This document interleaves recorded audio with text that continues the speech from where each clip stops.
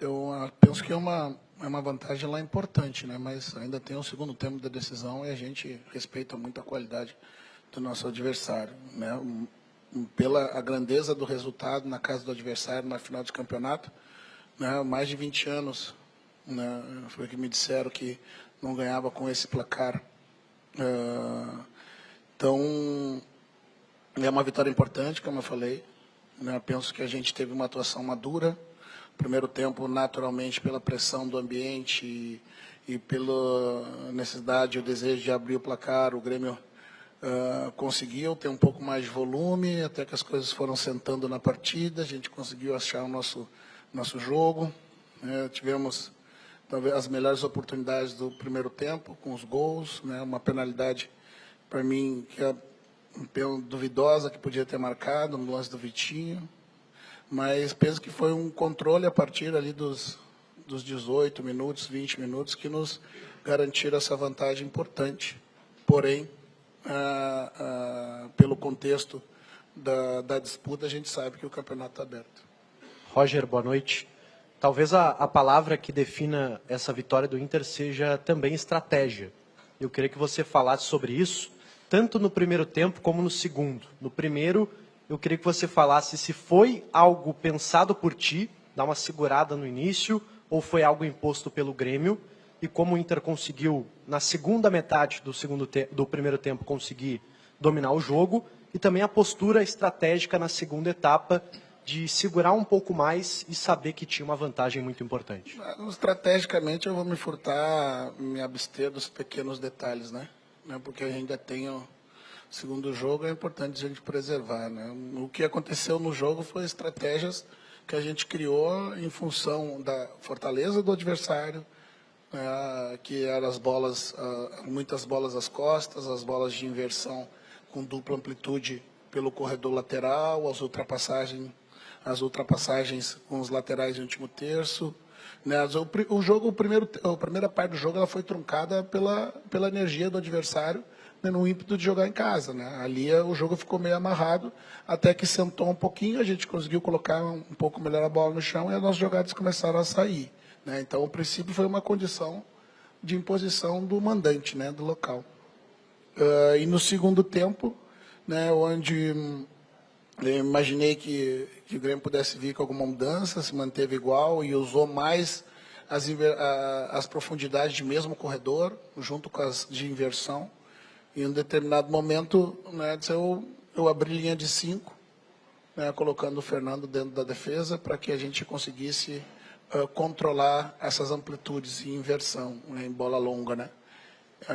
E a gente passou a fazer boas coberturas, né, com o Vitão, boas coberturas com o Vitor Gabriel, estancamos, né, uma vantagem territorial que o Grêmio estava tendo, e a partir daí o Grêmio passou a cruzar a bola de terço final para a área, buscando uma cabeçada direta, uma disputa de primeira e segunda. E a partir daí a gente começou a usar os contra-ataques como aro, imaginando, claro, usar os espaços que os nossos adversários nos dão. Então foram estratégias diferentes de primeiro e segundo tempo que complementaram essa vitória. Roger, como se trabalha uma vantagem de 2-0? Se joga como se não houvesse vantagem, como se a partida partisse do 0-0, ou também a palavra administrar cabe em um contexto assim? E gostaria que você falasse também como você trabalhou as recuperações de Alan Patrick, Wesley e Borré. Eles jogaram no sacrifício ou já estão 100% condições normais? A gente precisa saber jogar com a vantagem, né?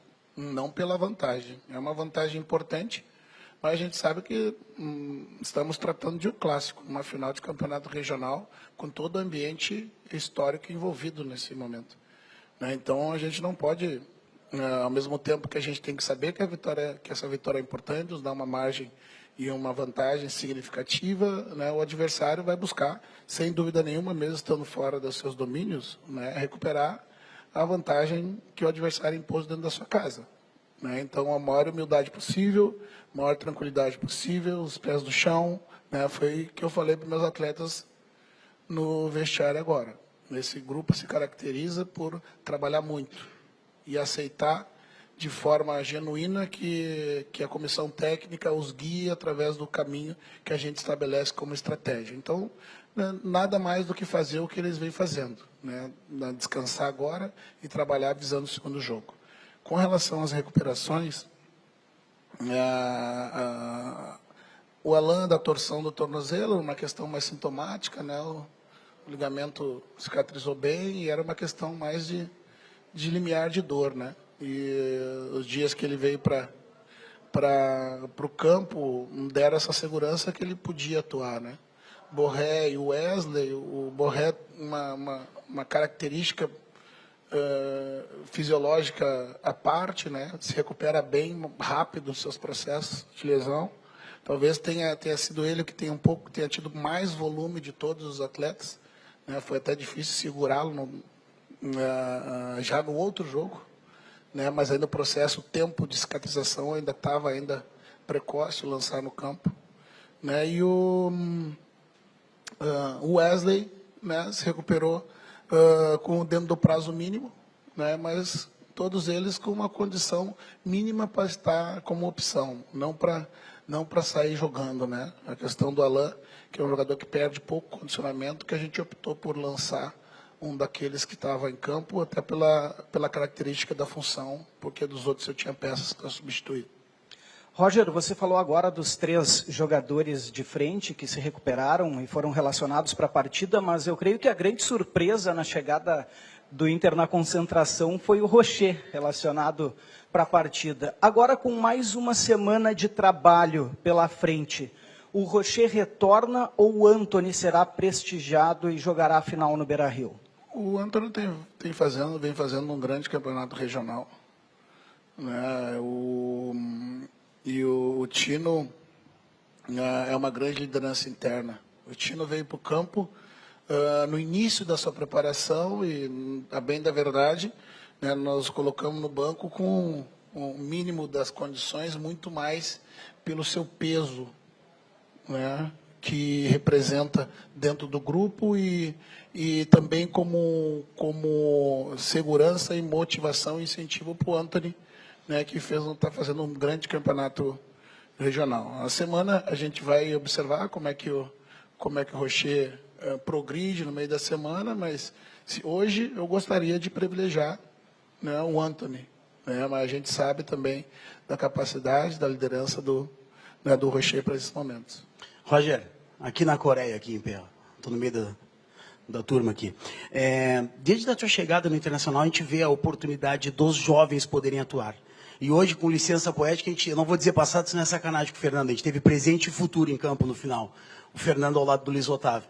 O Luiz Otávio ajudando na parte defensiva e ainda tendo aquela bola para o Wesley que ele mete, onde o Internacional quase faz o terceiro. Queria que tu falasse sobre isso, essa oportunidade que vem dando para os jovens e oportunizar para um garoto jogar do lado de um jogador tão renomado como o Fernando. Não só jogar, né? Para mim, o maior processo é o do dia a dia. Né? O processo do aprendizado, do exemplo da prática, da orientação no pé do ouvido, né? Das conversas informais, nos momentos de relaxamento. Né? Para mim, o campo é a parte visível do iceberg só, né? Todo o trabalho de bastidores, que não só o Fernando, o Alan faz com o Iago, né? Eu vou puxando um de cada posição. Esse aqui tem o pupilo, aprende com ele, bota embaixo do braço, ensina as melhores táticas, as melhores estratégias. Né? Eu penso que essa é a forma de se fazer acontecer. Gradativamente, tu vai expondo eles a limiares diferentes de pressão. Né? Um outro expõe, recolhe, expõe de novo. Né? E vai construindo a individualidade de cada um baseado nesses jogadores mais experientes que tu falou, né? Então, para mim, é sempre um prazer lidar com jogadores jovens, né? Na partida contra o Caxias, a gente frisou que tinham 9, né, relacionados. Né? Hoje tiveram jogadores em campo, tiveram no banco novamente, e tem outros muitos lá em Alvorada esperando a oportunidade que, se trabalhar bem, pode ter certeza que a gente chama. Roger, parabéns pela vitória. Durante a semana, e você tratou, né, desse ambiente histórico do Inter, né, do octacampeonato, a gente também viu uma cena fora de campo que foi a união, né, de dirigentes, ex-dirigentes, né, buscando, né, sempre estar em prol do clube. A gente não sabe ao certo o quanto isso entra no vestiário, mas eu queria te ouvir como é que você trabalhou esta questão histórica do Inter, porque gerou uma união fora de campo, a gente viu o grupo engajado também. Se você puder trazer algum bastidor sobre como isso chegou para vocês dentro do vestiário. Eu acredito muito em energia. Nesse ambiente, ou tu doa energia, todos nós, ou a gente doa energia ou tu suga. Né? Então, o que a gente está buscando criar nesse ambiente interno é energia positiva. Tentar abstrair as coisas ruins e focar, todos olhar na mesma direção. E esse movimento, vindo do presidente, foi muito importante. Né? Porque, muito embora a maioria dos atletas ali não conheçam os dirigentes que estavam presentes naquele evento e que depois acompanharam parte do nosso treino, mas eles sabem que ali tem a energia da vitória e das conquistas. Né? Então é um pouquinho a mais que empurra a gente na direção da importância desse momento que a gente está vivendo, né? Que é decidir um campeonato gaúcho, como diz historicamente, poder vencer na casa do adversário, uma vantagem significativa, né? E trabalhando forte para confirmá-la no próximo final de semana. Roger, além da vantagem significativa que tu leva aqui da Arena hoje, o teu adversário vai viajar no meio da semana e enfrentar uma partida da Copa do Brasil. O Inter tem a semana toda para treinar. Como usar essa vantagem que tem e conter a ansiedade do grupo em relação ao título? Eu penso que esse grupo está preparado para ser campeão. E é um grupo experiente, mesmo com muitos jogadores jovens. Né, a maturidade que a gente alcançou do ano passado para cá, com jogos difíceis, com momentos adversos, né, altos e baixos, né, isso tudo vai calejando, né, e vai dando a segurança de você poder olhar e dizer, ok, foi um grande resultado, mas a gente sabe que não tem nada definido. Né, como eu disse, é focar no trabalho, agora na recuperação, né, que certamente nós estaremos mais recuperados, mas também não adianta eu recuperar os atletas hoje, com o adversário tendo jogo numa de semana, e eu querer enfiar o pé, né, na semana de volume e intensidade, e equiparar o jogo com a minha atividade. Né? Escolher os conteúdos certos, descansar agora nesse primeiro momento, rever a estratégia do jogo, rever o jogo muitas vezes e montar a estratégia para o próximo. Roger, boa noite aqui no meio. No primeiro Grenal, aqui na Arena, o Inter acabou errando algumas oportunidades, né? Desperdiçando as oportunidades e saiu no empate mesmo sendo superior em desempenho. Hoje, nas primeiras oportunidades claras que teve, converteu em gols. Como tu vem trabalhando essa eficiência, né? Como tu vem trabalhando essa finalização aí ao longo da semana? Tem sido um dos principais pontos de trabalho nos treinamentos? Obrigada. Não, finalização é o que a gente trabalha quase todo dia. Né? E a eficiência está ligada a vários fatores, não só a capacidade de finalizar bem ou não. Esse é o primeiro deles. Né? O segundo é você ter rotina de treinamentos que coloquem os atletas em condições semelhantes a que eles vão encontrar no jogo. Né? Eu falei para os atletas, se a gente pudesse desenhar os nossos 2 gols, eles foram exatamente da construção do treinamento. Né? Então, eu acredito no trabalho. Né? Acredito num bom ambiente, né? Na repetição dos conteúdos e, novamente, falei para os atletas permitem serem guiados, né, por essa comissão, acreditando que o que a gente propõe no dia a dia, né, é o que vai acontecer no jogo. Quando acontece, né, reforça, né, a confiança deles no processo. Roger, aqui. No próximo domingo, o Beira-Rio vai estar novamente lotado, tomado de torcedores em mata-mata. E aí o torcedor até, agora indo para a rede social, já vai encontrar alguns que começam a comentar sobre o recente histórico. Né? Nos últimos 5 anos foram, acho que, 10 eliminações do Internacional no estádio Beira-Rio. A mais lembrada é do Fluminense na Libertadores. Mas como não fazer isso chegar dentro do vestiário e manter essa maturidade em saber que a vantagem, como tu disse, de 2-0 não deixa tudo resolvido para dentro de campo? Eu acho que os históricos eles servem como base de avaliação, né? Mas a gente tem que avaliar os momentos diferentes. Não dá para a gente colocar históricos de 30 anos, né, e trazer para dentro do mesmo pacote. Eles são importantes, mas a gente cuida o que chega para o ambiente interno. Né? Eu penso que esse grupo está preparado para ser campeão. Tem a maturidade dos jogadores mais experientes e lidar com esses momentos assim que possam querer trazer os fantasmas do passado para buscar desestabilizar, faz parte do nosso trabalho diário, né, de reforço de confiança, né, reforço do trabalho, reforço do que a gente vem fazendo, né, sem desconsiderar, né, o que aconteceu historicamente, né? Eu acho que, para mim, isso passa por essas questões. Professor, boa noite. Falando individualmente, um jogador que a torcida tinha algumas questões, que era o Bryan Gui. E hoje ele vem num crescimento já nas últimas partidas, só que os adversários eram inferiores. E hoje, numa partida que tinha um outro time, o adversário um time de Série A, hoje ele conseguiu ter um desempenho, mantendo o seu desempenho dos últimos jogos. Conseguiu ter um desempenho acima da média, inclusive participando do segundo gol do Inter, tendo esse entrosamento com o Vitinho. Então, queria que você falasse sobre o Bryan Gui, essa evolução que ele está tendo durante os últimos jogos, e hoje ele contribuiu positivamente na parte ofensiva, né? Que muitas vezes a gente via, às vezes, ele errando um pouco mais nessa tomada de decisão, mas o entrosamento dele e o Vitinho está crescendo no time do Inter, né? Não era só a torcida, né, gente? Eram muitos outros. Cara, né, eu tenho o Bruno, que machuca o joelho, que tem uma característica diferente do Gui. Eu tenho à frente dele o Wesley, que machuca. Né? Eu preciso da continuidade, do ritmo de jogo, para que se encontre o time de entrosamento. Eu não vou...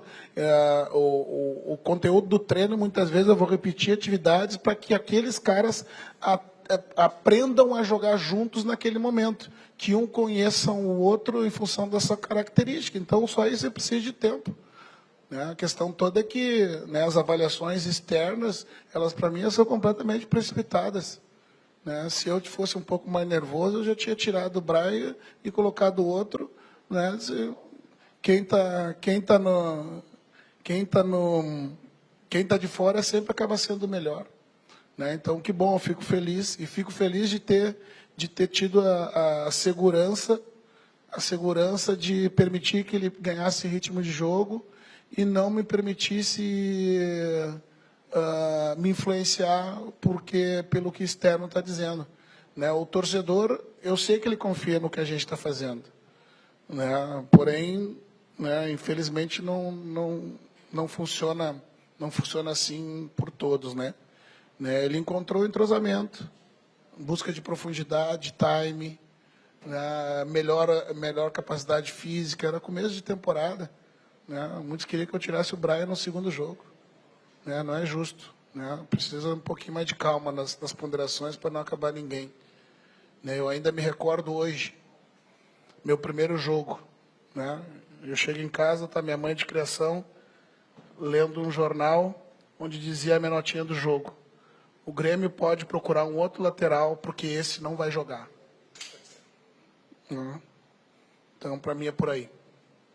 Roger, a Nani fez uma pergunta, achei interessante, sobre o aproveitamento, né? As finalizações, diferente do outro Grenal, em que o Inter talvez tenha até jogado melhor do que hoje, na comparação, assim, enquanto futebol, assim, não em resultado, obviamente. Eu queria saber de ti, assim, na beira do campo, naquele Grenal, o primeiro chute não entrou, o segundo chute não entra, daqui a pouco o Grêmio faz um gol, pô, não deu nem muito tempo de sofrer, porque em seguida fez. Mas e hoje, quando o primeiro chute entrou? Primeiro que a gente começa a expulsar os pensamentos negativos da cabeça, né? Aquela coisa, putz, que não faz, leva. Putz, não sai. Quando entrou o primeiro, pô, eficiência 100%. Do segundo, 100%. Né? Então, isso vai te dando também a confiança, né, de dentro do campo. Né? O treinador também é movido a confiança. Né? É expulsar a negatividade, que por vezes, né, tem muita voz na cabeça da gente. Né? Por isso que às vezes ali na beira do campo eu fico falando, porque é o único momento que as outras vozes se calam é quando eu estou falando. Né? E acreditar de novo, acreditar nos atletas, que os atletas vão reproduzir o que a gente faz no dia a dia.